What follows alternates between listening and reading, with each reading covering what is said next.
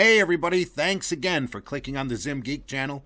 This is my third installment of my History of the Captain Marvels, and this chapter I'm calling The Attack of the Captain Marvel Zombies. In the first two chapters of this series, we went over the original Captain Marvel printed by Fawcett Publications, who was a tremendously huge hit during the 30s and 40s, so much so that national periodicals went into a tizzy claiming that it was too close to Superman, eventually throwing it into court and making the character jump quickly into obscurity. The idea behind the character, though, wasn't about to go away, as other copycats soon sprung up all over the world, including Marvel Man over in England, a property that lasted over there well into the mid-1960s.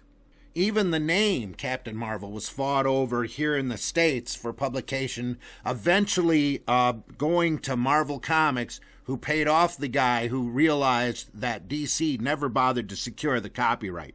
Marvel then created their own Captain Marvel, which never really survived the sales, even though it got a little cosmic with Jim Starlin's help.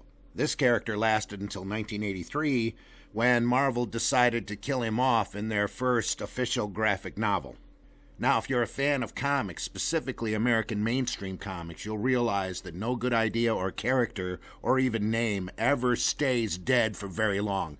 Sad thing is that whenever these characters become resurrected, they seem to be a little more soulless and a little less fun than when they originally started out. So to me, they almost become like zombies. Thus, the name of this chapter. Here we go.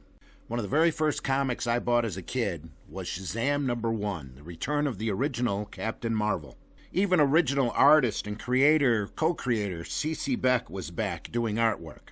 Shazam #1 was dated February 1973, and unlike the quality line of comic characters that DC had gone through and bought outright in the 50s so that they could print Black Hawk and Plastic Man, DC actually leased the character back from Fawcett Publications.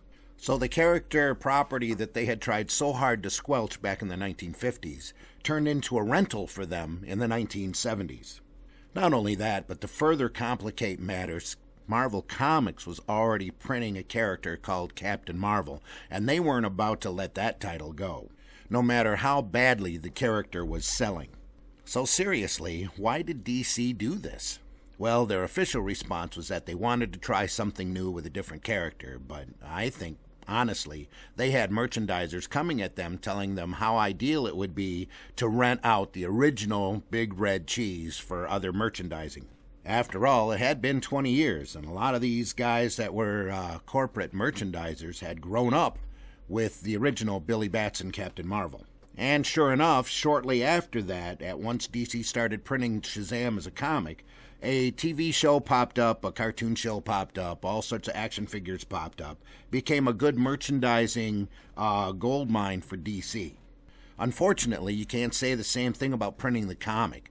C.C. Beck left after about 10 issues because he was tired of what he called the inept stories that he was getting, and after a few faltering attempts at creative teams and trying to modernize him, Captain Marvel didn't last more than 35 issues overall. And the deal that DC had signed leasing the character from Fawcett was by the page. In fact, in 1974, Superman ended up fighting a character called Captain Thunder in issue number 276 of Superman. And Captain Thunder was eerily similar to Captain Marvel. Now, why didn't they have the characters cross over directly? Well, it was because DC was paying to lease Captain Marvel by the page. And at that point, they were probably not even sure they were going to keep Captain Marvel for very much longer, especially considering how the sales had dropped. But the merchandising must have proven to be worth it, because even though they had stopped printing Shazam as a title, they kept Captain Marvel and the Marvel family around off and on over the years, finally buying the character outright in 1992, along with the rest of the Fawcett stable of characters. Even after that, and with the squabbles they had with Marvel over the character name Captain Marvel, they kept the character going off and on over the years. Everybody seemed to have a chance at resurrecting the character and trying their own spin at it. But like I said before, each time he came back was a little more soulless and a little less fun.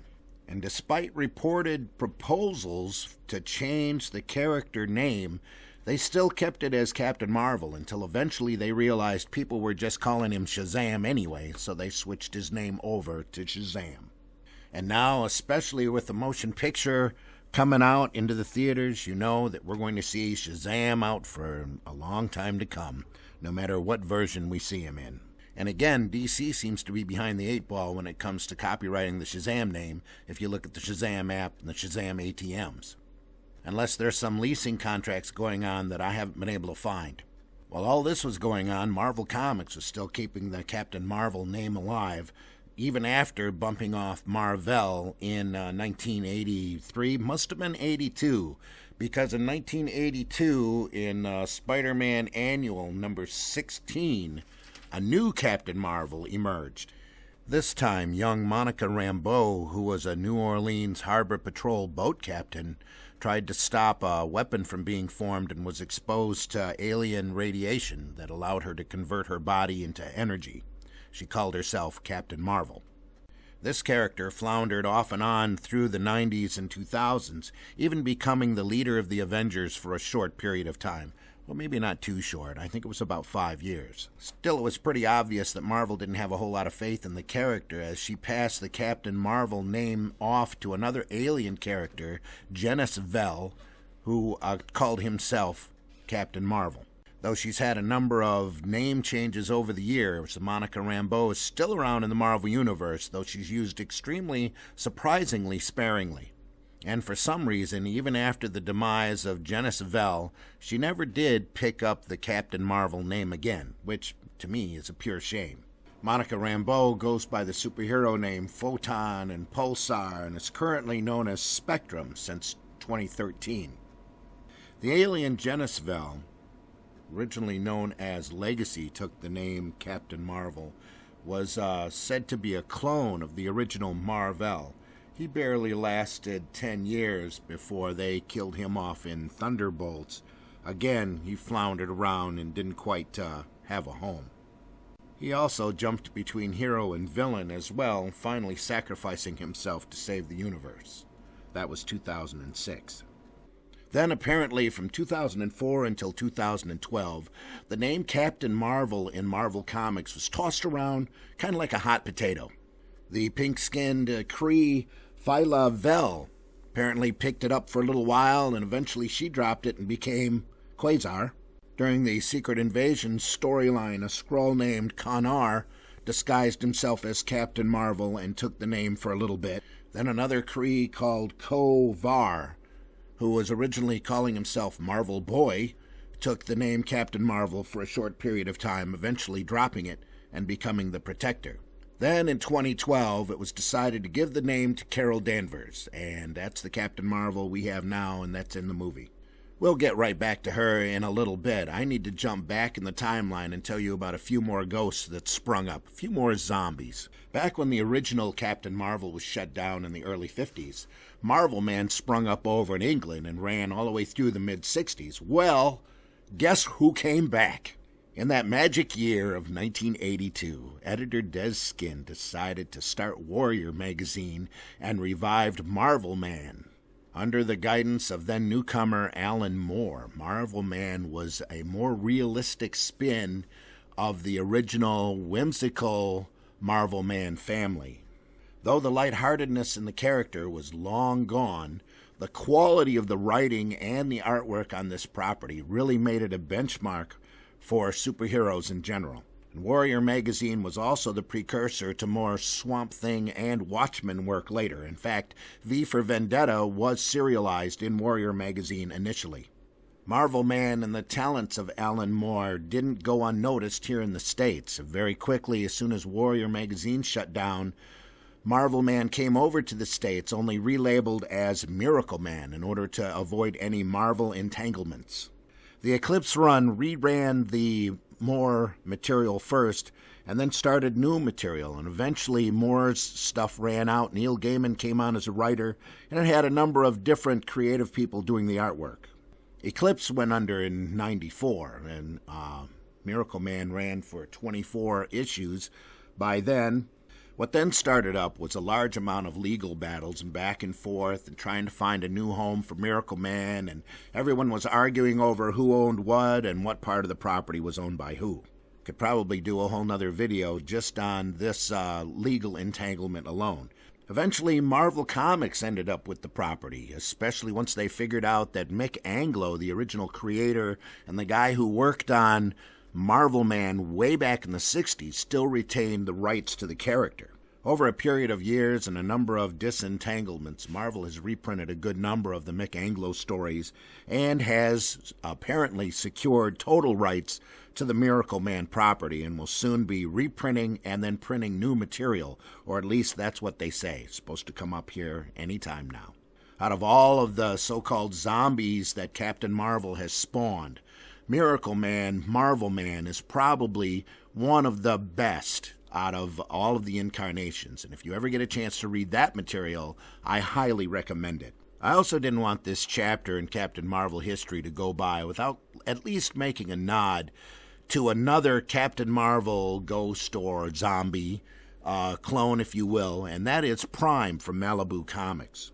The first issue of Prime was dated June 1993, and had 13-year-old Kevin Green get the ability to turn into a gigantically huge-muscled superhero, very similar to Captain Marvel. But in this version, he retained Kevin Green's personality and maturity. Prime was a major factor in the Malibu pantheon of characters, including being a part of Malibu's Ultra Force. And eventually I'll get around to doing another video that covers all of the Malibu line. Prime himself only lasted a few years until Malibu was bought out by Marvel. Like I said, that's another story for another time. So springing forth from this intensely popular character in the 30s and 40s, the idea and concept of Captain Marvel and the name Captain Marvel has constantly been in comics in one form or another, fought over, tossed around, and mostly, in my opinion, very disrespected. And granted, time has moved on, and the readership taste, the demographics for comics has matured so much that the original whimsical attitude that Captain Marvel had is gone. And you hardly ever see anything remotely resembling that in comics anymore, unless you're lucky enough to catch a reprint or two. Personally, I'm kind of dreading seeing either Captain Marvel movie, the Brie Larson one, or the Zachary Levi Shazam movie, but I'll probably sit through both of them and hope for the best. Currently, neither Marvel or DC can keep a Captain Marvel title running or Shazam title running for more than just a few issues before they have to stop and restart it again. And most of the time, they're doing that just to retain the title or to keep the merchandising property alive. I have some very final thoughts on the Carol Danvers Captain Marvel that I'm probably going to save for another video, because I kind of want this one to be a historical note to update you on the character, the name, and how crazy this comic business actually is. So catch me up the line on Zim Geek number 17, where we'll talk about Captain Marvel again. One last time, where we'll cover Carol Danvers. In the meantime, my next video is going to cover drawing a cartoon character from scratch. Those are always a lot of fun. If you didn't see the one I just did on SpongeBob, I hope you take the time to go back and look at that. Grab a pencil and paper, have some fun. So that's really a brief overview of the history of all the Captain Marvels, or most all of the Captain Marvels, in 3 easy parts. I hope you enjoyed yourself. I hope you subscribe to the channel. Comment below if you have anything to say about what I'm doing. Hopefully it's all good. Make sure you give the thumbs up if you like it. Give it a thumbs down if you don't. Let me know. Make sure you subscribe also. Subscriptions are very important on YouTube. Ring that bell for notifications. I try to bring you videos as often as I possibly can, but through commercial work and other things that pop up in my life, things have been a little slow getting content up on this channel lately. I'm hoping to pick that up here real soon. So until next time, in the next Zim Geek video that you watch, take care, and thanks a lot for being here.